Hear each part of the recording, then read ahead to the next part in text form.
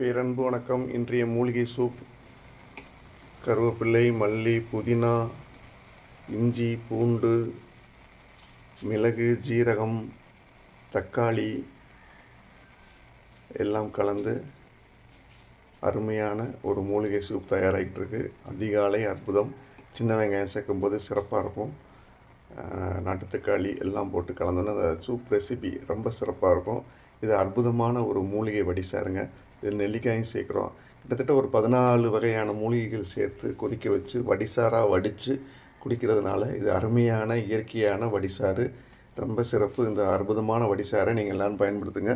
இந்த மாதிரி நல்லா மிக்ஸியில் அரைக்காமல் 1-2 தட்டி போட்டால் ரொம்ப நல்லாயிருக்கும். இதில் எல்லாமே தட்டி தான் போட்டிருக்கோம். ரொம்ப சிறப்பு. இன்றைய மூலிகை வடிசாறு சிறப்பு.